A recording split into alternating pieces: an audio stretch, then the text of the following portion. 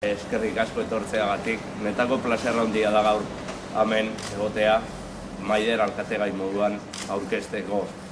Nik uste eta Andoaindarrek eta Alderdi Sozialistak izugarrizko sortea dakan halako alkategai eukitiakin eta beran taldea, beran babesa ere emotiagatik.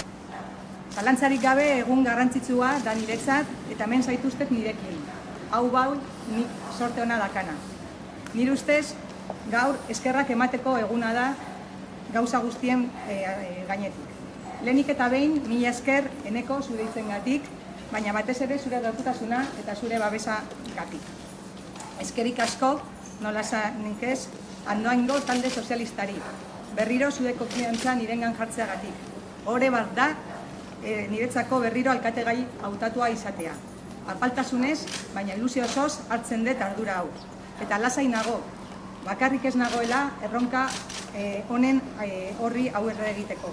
Nire ondoan lantalde handia dakat. Mila esker Daniel, Petri eta Txoni legegintzaldi honetan egin dezuen lanagatik nire ondoan.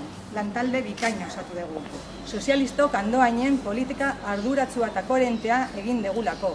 Gure jarrerak eta proposamenak argudiatuz. Naiz eta batzutan dioguna, batzuei ez gustatu edo gure ideiak ez partekatu. Sozialistok gobernu taldeari aurreko oposizioa legealdi honetan zehar egin dioen alderdi bakarra sozialistok izan garela argi dakagu. Eta hemendik 6 hilabetera hauteskundeak izango ditugu. Eta zenbait alderdietan jada aldaketekin hasi dira eta nabarmentzen dira. Orain arte onartzen zutena hemendik aurrera eta ja orain egiten ari dira kritikatzen modukoa ikusten dute. Eta ez dute nahi ez da ere ia argazkietan ateratzea elkarrekin. Jarrera honi kalean oportunismo eta elektoralismo hutsa deitzen zait. Eta sozialistok bestera batera egiten ditugu gauzak. Ados gaudenean ez daukagu inungo arazorik proiektuak onartzeko. Eta horrela indegu behin eta berriz. Esate baterako artxibo municipalarekin, inbertsioekin parkiak hobetzeko, olagaineko obrak aurrera eramateko, Zarkola paseoa aurrera eramateko, frontoia hemen dakaguna baita ere aurrera eramateko, diputazioarekin batera. Eta parkeak kubritzeko edo estaltzeko eta udaletxean esate baterako igogailua jartzeko. Hori guztia dela eta maiatzaren 26an berriro irabaztea aterako gea.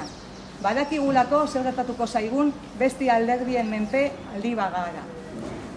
Bai 2015ko hauteskundetan argi eta garbi kanpainan zehar alderdi politiko guztiek esan zuten behin eta berriz aldaketa nahi zutela eta aldaketa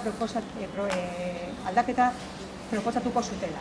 Baina gero aukera izan zutenean erabaki zuten beste leku batera begiratzea eta hori dela eta bildu berriro gobernuan izan genuen. Animo, mucha fuerza eta aurrera!